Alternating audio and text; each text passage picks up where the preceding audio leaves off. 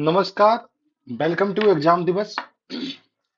मैं ओंकार झा आपका बहुत बहुत स्वागत करता हूं। और अगर आप मेरे चैनल पे नए हैं तो बिना किसी संकोच के इस चैनल को सब्सक्राइब कर लीजिए, क्योंकि अगर आप एक सीरियस एस्पिरेंट हैं किसी भी क्षेत्र में, यानी सरकारी नौकरी की आप तैयारी कर रहे हैं, तो ये चैनल आपको काफी फायदा पहुंचाने वाला है। ठीक है। और आज का जो वीडियो है वो उन लोगों के लिए है जिन भी मेरे मित्रों ने आरओ और एआरओ का एग्जाम भरा भरा है Uttar Pradesh public service commission की तरफ से। बहुत सारे मेरे अन्य वीडियोस पे आप लोगों का काफी कमेंट आ रहा था कि सर ये वीडियो बना दीजिए, उत्तर प्रदेश लोक सेवा आयोग आरओ एआरओ की तैयारी हम कैसे करें, क्या सोर्सेस रखें जिससे कि with in a time paper हमारा मतलब पेपर होने से पहले हमारा सिलेबस कंप्लीट हो जाए। देखो, जैसा कि मैं आपको बता दूं कि डेट आपके एग्जाम की शायद जो सुनने में आ रही है, I am not sure about it, क्योंकि ऑफिशियल कैलेंडर आजकल में आ ही जाएगा, जब भी आ जाएगा बता दूंगा आपको। मगर तब तक आप ये मान के चलना कि जो डेट है आपकी वो 4 फरवरी है। 4 फरवरी की डेट है आपकी 2024 की, आर ओ आर ओ की। अभी श्योर नहीं है कि आपका उससे पहले हो जाए उसके बाद हो, पता नहीं। फॉर्म की डेट भी 24 तारीख तक है, जिसने नहीं भरा है वो भर ले। अब तो ओटीआर वगैरह भी प्रॉपर टाइम से हो रहा है, तो आप कर सकते हो। अब बात ये है, कुछ लोग ये उन लोगों के लिए वीडियो बिल्कुल भी नहीं है जो ये सोच रहे हैं कि आखिरी में पढ़ूंगा 15 मिनट, और 15 मिनट बोला 15 दिन और निकाल लूंगा, तो ऐसा कुछ होता है नहीं। तो आप लोग ना भी देखो तो कोई फर्क नहीं पड़ता, क्योंकि ये वीडियो उनके लिए है जो सच में उन 411 पदों पे जो अपनी जगह बनाना चाहते हैं, उन लोगों के लिए वीडियो है। ठीक है। तो मैं आपको पहले बता दूं कि जो आरओ का जो पद है, एआरओ की मैं बात इसलिए नहीं करता क्योंकि हर कोई आरओ ही बनना चाहता है, नहीं मिलेगा तब एआरओ है ना। और उसमें भी उसके कई सारे क्रीडेंशियल है जो आप फुलफिल नहीं कर पाओगे। तो आरओ की बात करूं तो बहुत ही ज्यादा प्रतिष्ठित पद है, प्रमोशन बहुत अच्छे होते हैं, वर्क लाइफ बैलेंस अच्छा है, सब कुछ अच्छा है। इसीलिए आपको इसकी तैयारी मन लगा के करनी चाहिए। ठीक है। और जो लोग मुझे नहीं जानते, मैं उन्हें बता दूं कि Uttar Pradesh power corporation limited में मैं एक सेलेक्टेड असिस्टेंट अकाउंटेंट हूं। ठीक है। उसके अलावा यूपी पीसीएल पैट में मेरे 99.16 परसेंटाइल हैं। ठीक है। यूपी पीसीएस में क्वालिफाइड हूँ प्रीलिम्स। ठीक है। अनफॉर्चुनेटली मींस नहीं हुआ था मेरा। ठीक है। सो मैंने कई सारे एग्जाम्स निकाले हैं उत्तर प्रदेश में। एमसीक्यू के लेवल पे तो मेरा अच्छा खासा एक्सपीरियंस है। ठीक है। इसीलिए अब मैं झूठ बोलने का तो मैं कुछ भी बोल दूं, मगर जो जेन्युइन बात है मैं उतना ही बताता हूँ कि उत्तर प्रदेश का जो वन डे कोई भी एग्जाम होता है वहां पे मेरे को अच्छा खासा एक्सपीरियंस है। और वन डे उत्तर प्रदेश ही नहीं, भारत के उत्तर भारत में जितने भी एग्जाम होते हैं, कोशिश ये करता हूँ कि सब में बैठ पाऊँ। एक अलग मजा आता है मुझे एग्जाम देने में मजा आता है। ठीक है। इसीलिए मेरे चैनल का नाम भी एग्जाम दिवस है, क्योंकि मेरे लिए हर दिवस एग्जाम दिवस है ना। तो जो लोग जानते हैं उन्हें पता होगा कि मैं ये बातें हवा में नहीं कर रहा। रिसेंटली अभी मेरा बीपीएससी का प्रीलिम्स भी निकला है। ठीक है। वो भी एक वन डे एग्जाम है, और syllabus UP PCS RO RO से काफी मिलता जुलता भी है। ठीक है।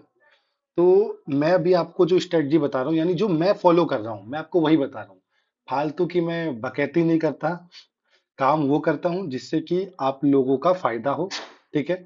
और मुझे थोड़ा अच्छा लगे कि हाँ, मेरी वजह से किसी का तो कुछ फायदा हो रहा है। बात करते हैं सिलेबस के ऊपर। तो सिलेबस में सबसे पहले बात करने से पहले मैं आपको बता दूं कि देखो, पेपर दो तरह, पेपर में क्या होगा, पेपर में दो पेपर होंगे आपके।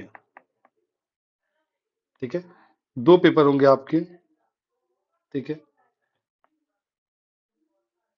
दो पेपर होंगे। एक पेपर आपका होगा 140 मार्क्स का।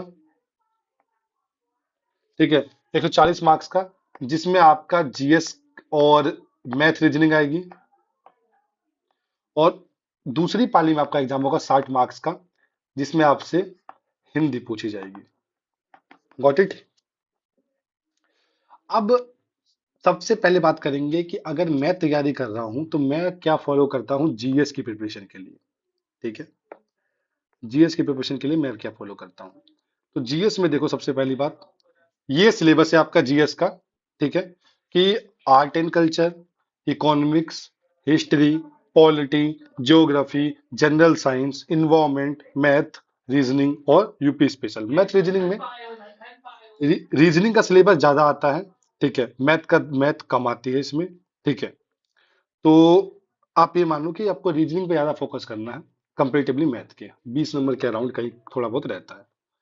अब देखो, कुछ बात मैं आपको बता दूं कि दुनिया में ऐसा कोई पैदा नहीं हुआ जिसके सारे ही सब्जेक्ट बहुत साउंड हो। तो ये बात सबसे पहले आपको पता का होनी चाहिए कि आपका कौन सा सब्जेक्ट बहुत अच्छा है और कौन सा सब्जेक्ट आपका बहुत खराब है। जो बहुत खराब है वो बहुत ज्यादा अच्छा कभी भी नहीं हो पाता, ये बात सच्ची है। आप उस पर थोड़ी बहुत मेहनत कर सकते हो। तो प्रायोरिटी पे उनको रखो कि जो आपको आता है वो आप अच्छे से कर पाओ, और जो नहीं आता उसके लिए अगर मेरे सोर्सेस में से आप कोई फॉलो करना चाहो तो आप कर लेना, ठीक है। बात करते हैं इकोनॉमिक्स की। अगर मैं इकोनॉमिक्स की तैयारी करूँ तो कैसे करूंगा, ठीक है। इकोनॉमिक्स की बात करते हैं। इको में अगर मैं कहूँ तो इकोनॉमिक्स में मेरा मानना यह है कि आप रमेश सिंह ना पढ़ें, वो यूपी पीसीएस के मतलब की है। आप कुछ ना करें, 12th की एनसीईआरटी पढ़नी है आपको, ठीक है। 12th की एनसीईआरटी पढ़नी है, ठीक है। इकोनॉमिक्स के लिए आपको, ये मैं जूम कर देता हूँ यहाँ पे, ठीक है। इकोनॉमिक्स के लिए आपको जो पढ़नी है वो 12th की एनसीईआरटी पढ़नी है, ठीक है। 12th की एनसीईआरटी पढ़नी है, ठीक है। कौन कौन सी? इंडियन इकोनॉमिक डेवलपमेंट,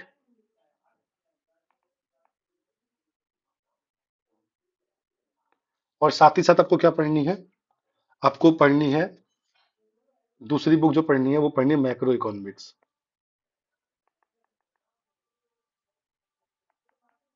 अगर आप ये दोनों बुकें कर लेंगे तो आपको इकोनॉमिक्स में प्रॉब्लम नहीं होगी।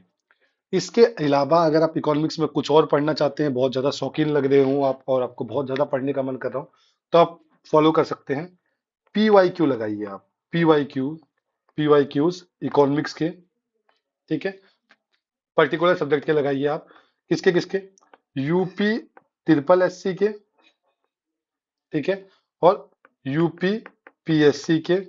इन दोनों के आप जो भी पीवाई क्यू आ रखे उसको कर लीजिए। इससे ऊपर करने की जरूरत नहीं है।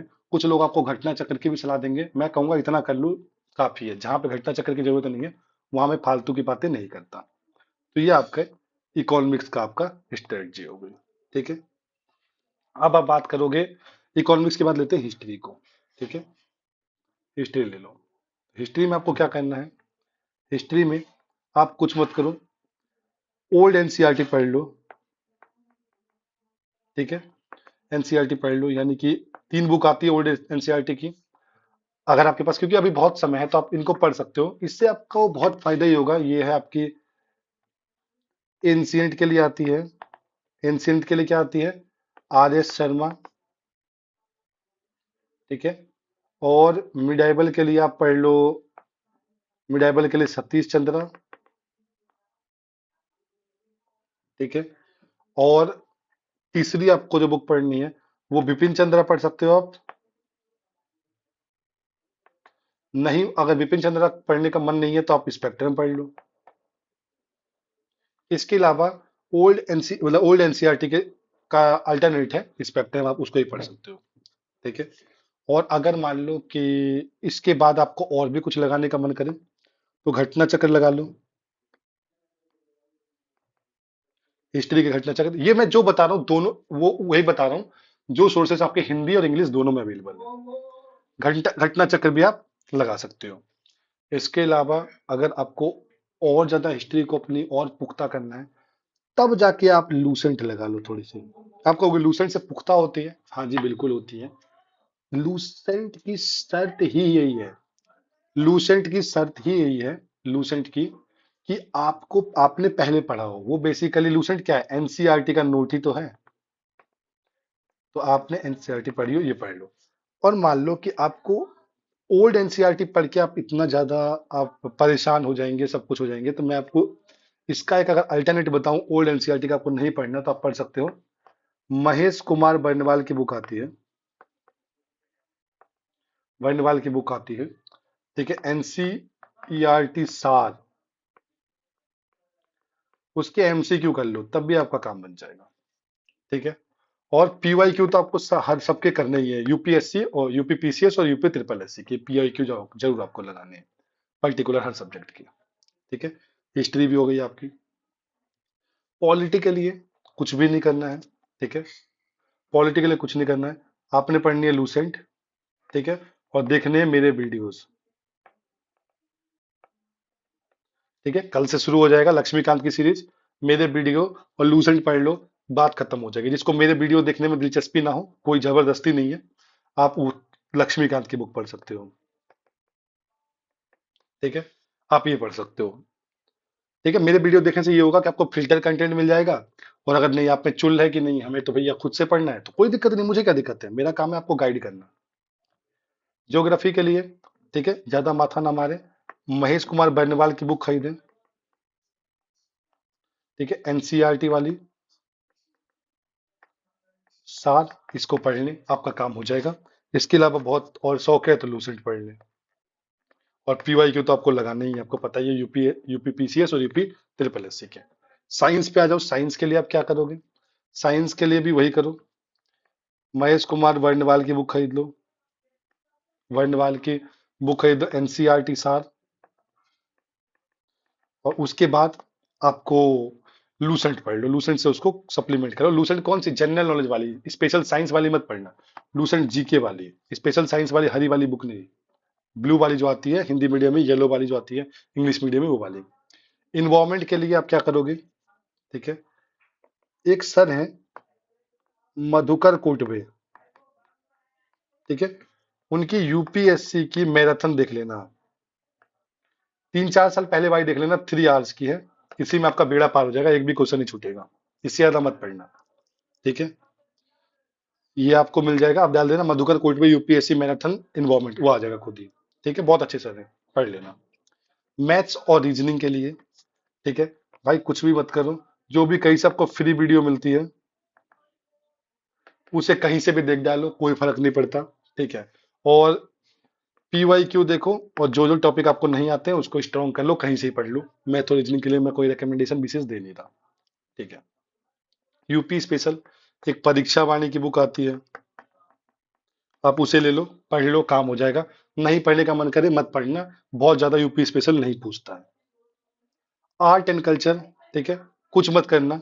ठीक है, जो एनसीईआरटी सार है ना, सार उसी में कवर हो जाएगा ये ऑलरेडी, तो इसको ज्यादा पढ़ के तो कोई फायदा नहीं है, ये मतलब ये हिस्ट्री का ही पोर्शन मान लो आप, इकोनॉमिक्स मैंने आपको बता ही दिया। तो ये स्ट्रेटजी हो गई आपकी मेन सिलेबस की, जीएस की।